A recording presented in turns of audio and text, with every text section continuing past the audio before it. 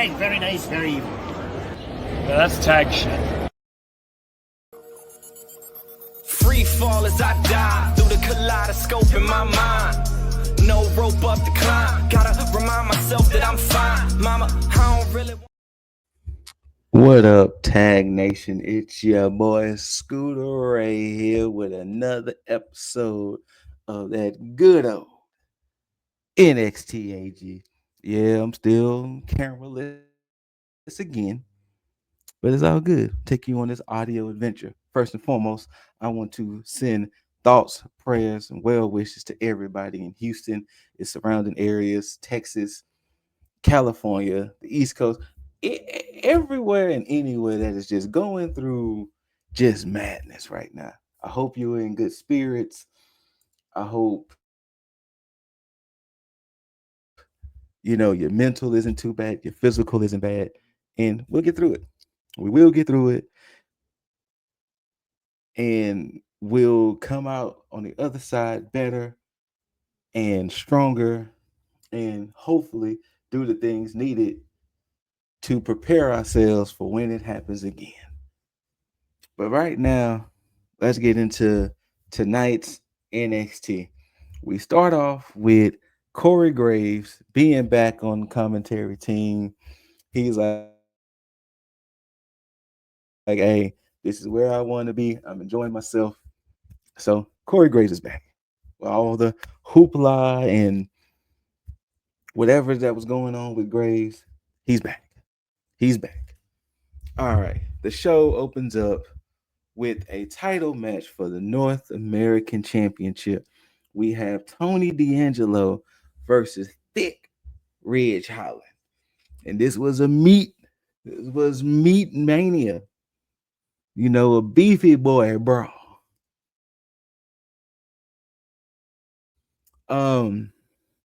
Pretty standard back and forth match.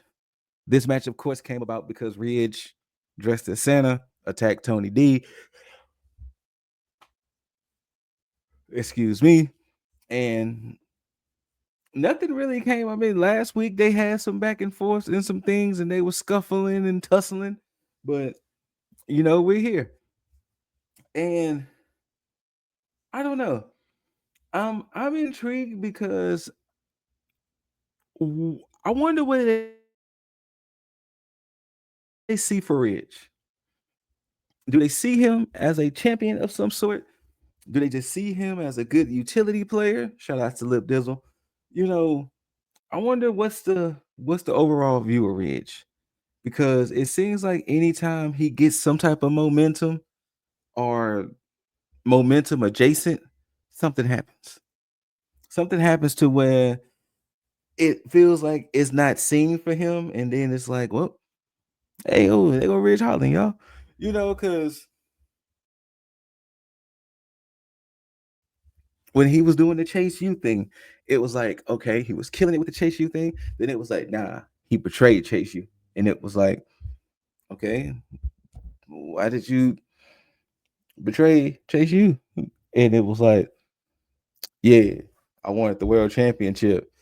Then he went for it, and now it's like, I don't know. It's interesting, but it was a nice little back and forth match, and Sheenan, I Gans with this match. Sean Spears was out. He was looming. Spears been eyeing Tony D in his championship, so Spears was looming. And then eventually Nico and Brooks came out, which caused, of course, getting into a scuffle with Luca and Stacks. And then Spears caused another interference that looked like it was going to give Ridge the leg up, but Izzy Dame comes in and kicks Ridge in the face. And he hit, then boom, caused Tony D to hit the spine buster. 1, 2, 3. Tony D retains. Interesting enough, too, this whole Izzy Dame thing, because she's been anti Spears and them, And it's funny that it kind of feels like she's in this fight alone. Like, hey, it's Izzy Dane versus Spears in the game. I don't know, it's weird. Excuse me again. But yeah, then we get a backstage segment of Wesley telling Dion like, you was a joke, saying you was gonna fight over one day for the NXT championship and this, that, and the third. And you know, kind of pissed Dion off. And then Trick, which when I tell y'all, the laugh I was having was the most entertaining thing ever. Trick comes in and Wes was like, yeah, speaking of former champions, Trick hauls off and slaps Wesley into where the locker, the cubby he fell into had a bunch of hangers, and he just hitting the hangers. Oh my god! And then Tyreek and Tyson are there, and you would think Tyreek and Tyson would try to go fight Trick or something to that effect. They just look like, dang, he just slapped Wes like that, y'all. And I'm telling you, Wes hitting them hangers and him kind of fumbling within the hangers. I was done. I was done, y'all. Then we get Bailey coming out, and Bailey basically was like, hey, I owe NXT owes me nothing. I know everything to NXT. I'm loving everything what's happening with NXT, but Roxanne's attitude has been kind of shitty. It hasn't been, where it should be, and this, that, and the third. And then Julia comes out and was like, Bailey, I respect you, because of you. You left a trailblazer for women like me. Then, of course, Roxanne and Cora, aka the Mean Girls, they come out and they popping shit. Bailey and Julia popping shit, and you know what? It led to a brawl. It led to a brawl. Then it goes backstage where Jada was sitting back like, yeah, if anybody gonna get da, it's gonna be me. And then Kalani gets in her face, and Kalani, of course, she's still on the whole, I don't want to be treated like a little girl. I'm a grown woman thing. And then from that, it spun off to Carmen and Jada getting into it. And yeah, it led to a lot. A lot. Dion Lennox took on Wesley because of what happened backstage. Wesley got the dub. From that, Trick came out and kind of, handle up on Wesley again. And if I remember correctly, I want to say Tyson and Tyreek were just sitting there looking like, and it's like, wait, what's going on? Um, this is that weird moment in NXT that if you've been an NXT watcher for a while, it's that weird moment that's happening where the people you can tell should be getting called up soon are kind of in that limbo phase. Like them teaming Wesley up with Tyson and Tyreek, it feels like that limbo phase. What's happening with Roxanne right now? It feels like a limbo phase. Pretty soon, I kind of see it with uh Trick Willie, unless they immediately call him up. But there's a few people I feel are in that weird little limbo phase where it's like you should be getting called up or called up adjacent, but maybe they may not be ready for you yet. So we got to keep you here just a little bit longer. And that's what's starting to feel like with some of these people. So that's why I said it that way. Of course, it's no disrespect. It's no anything to the superstars, but you could tell some of the ones that are about to get called up or should be getting called up soon, they're kind of just meandering around until Raw or SmackDown is ready for them. That's my take. I could be wrong. If you feel different, of course, let me know in the comments below. For the Heritage Cup Championship, or the Heritage Cup title championship, for the Heritage Cup, we get Lexis King defending against Charlie Dempsey. Of course, Charlie Dempsey got the full NQCC with him. Lexis King has nobody. And of course, Lexis is trying to prove that he rightfully deserves the Heritage Cup and he's going to defend it because, he's been the nice guy. He's been the, trying to do things on the up and up now for the last couple of weeks. So he wants to make sure, he gives Dempsey his fair shot, his fair match, and, defend with pride. Well, Lexis does get the first victory. Dempsey gets the second. And when it came to the third, Lexis looked like he was going to resort to the brass knucks because to say he was going to do everything right and his cornerman bucket, why would you have the brass knucks? There was no reason you should have had the brass knucks, which I thought was kind of funny that you had brass knucks just in your bucket. But he had the brass knucks and he was like, no, I'm not going to do it. It was a moment where he was taking out the NQCC minus Ren, of course. And then it led to a moment where the ref was in the corner, turned around. Lexis was behind the ref. Dempsey was behind King, and Dempsey was going for a waist lock. King purposely hit him with that low blow. Coronation, 1, 2, 3. So I'm assuming King is like, F all that nice guy. I'm about to be a heel again because I'm staying this Heritage Cup champion. So we'll see where that goes. Because it wasn't no accidental low blow like last week. This was a clear blow. Dick kick city, word to Brian Zane. So we'll see.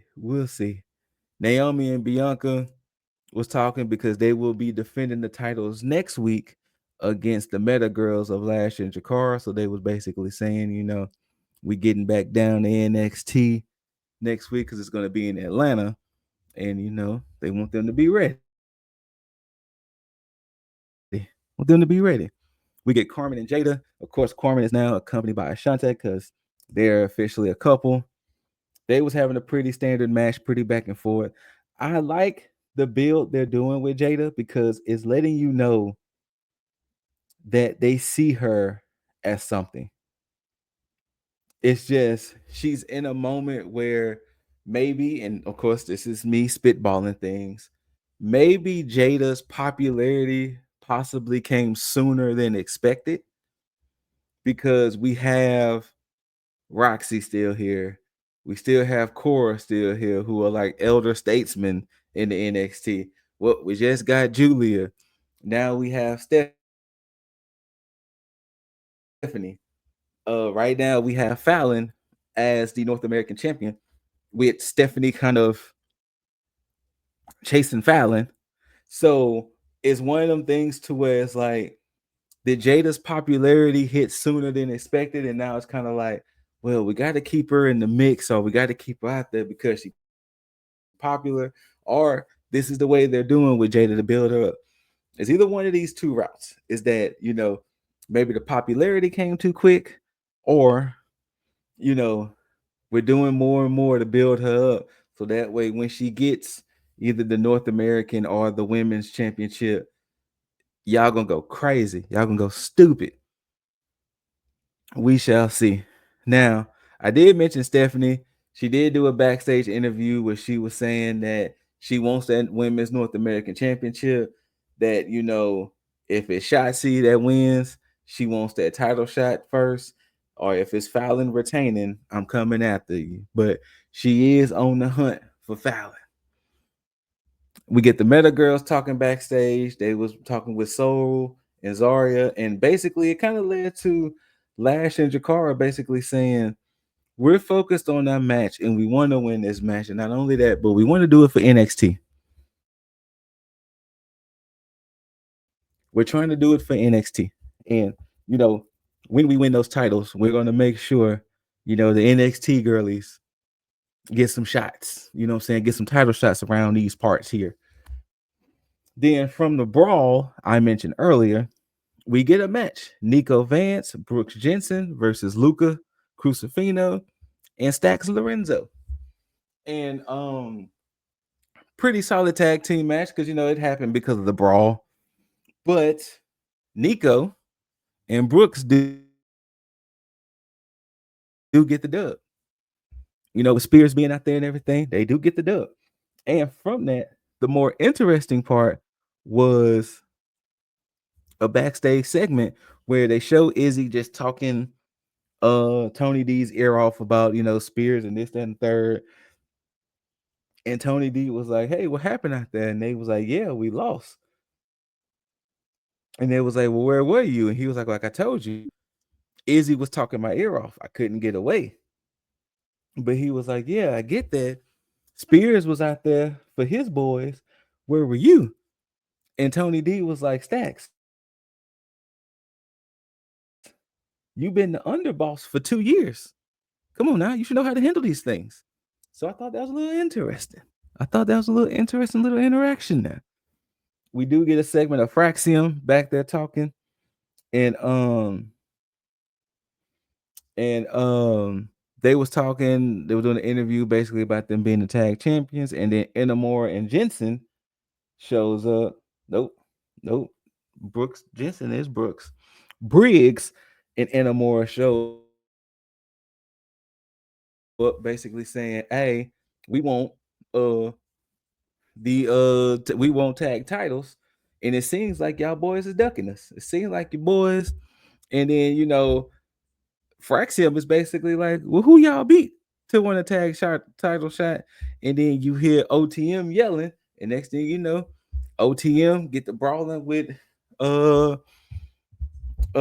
Briggs and Enamora.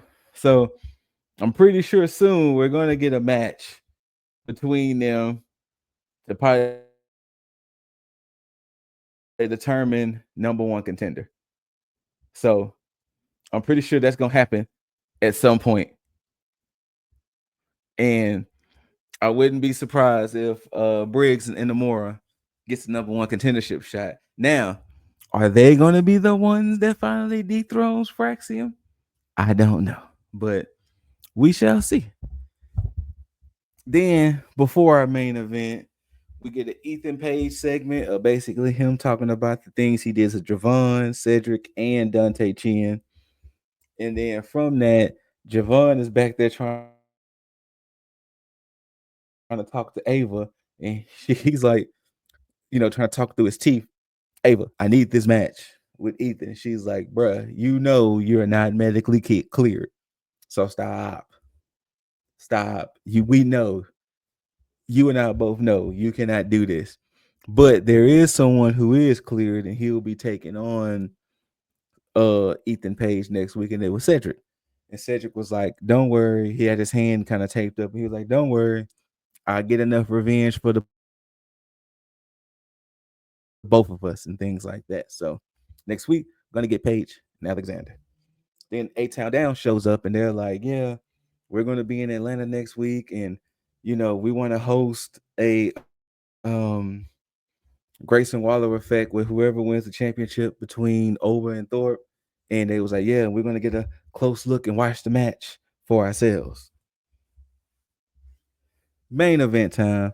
We get Big Oba, Big Femi, no bread, no water, just meat,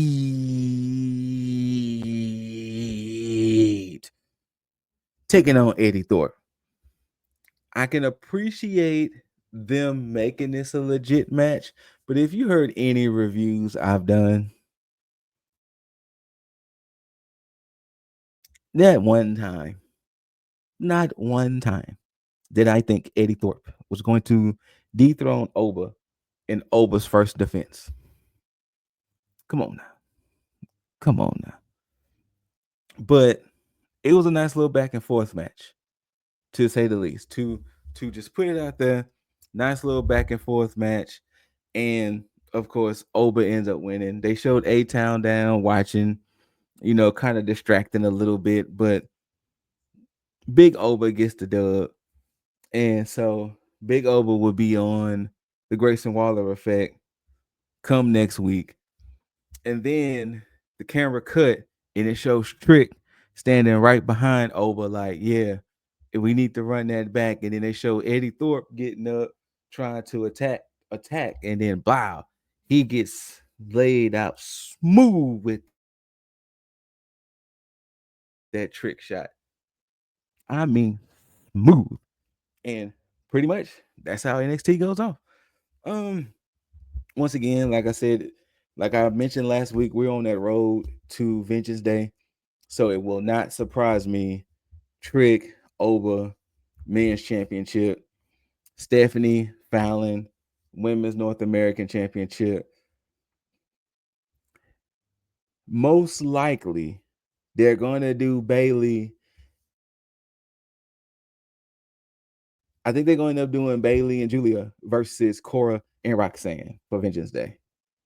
If they don't directly run back Julia versus Roxanne, I see that women's tag match. What else can I see? I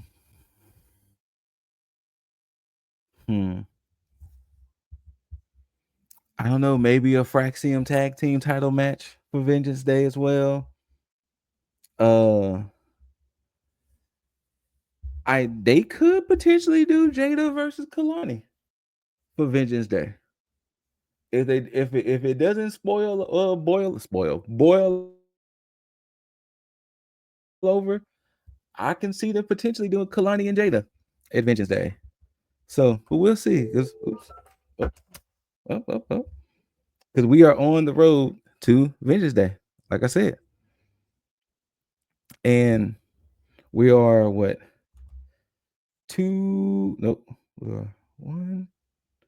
Like 3 weeks?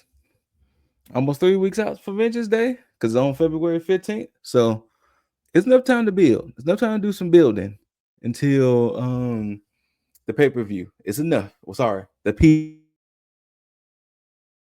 PLE. It's enough building that can happen from now until then. But that's pretty much NXT as a whole. Next week we will get Fallon versus Shotzi. We will get there's another Bianca and Naomi defending against the Meta Girls. We're also going to get what else was announced because of tonight? It was a couple other matches. Oh, Cedric and Ethan Page, A-Town Down Under featuring Obafemi.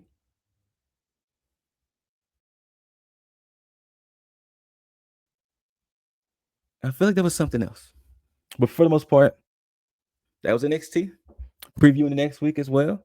Thank y'all for tuning in. And once again, hopefully come next week, I will be back on video and audio. So it's not just, audio here. But hey, still trying to bring y'all that content. Still trying to bring you the entertaining things us tag boys is known for. Speaking of the tag boys, shout out to the current Tag in the Bank briefcase holder and current champion, Lip Dizzle. Shout outs to Jaeger Bombastic, so fantastic. The heartthrob of the IWC. And shout outs to the Forbidden Door, Juggernaut 097. I've been ScooterRay. Thank y'all for tuning in. Until next, I'm speeding through things.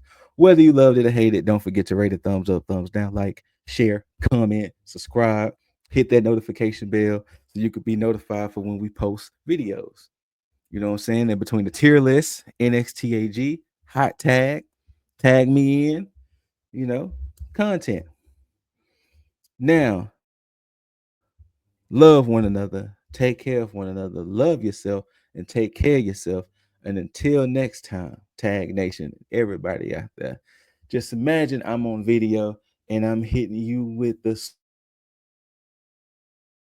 sweetest of two sweets. So, bada, bada, bada, bada, bada, bada, boom. And until next time, don't forget to tag out. Peace.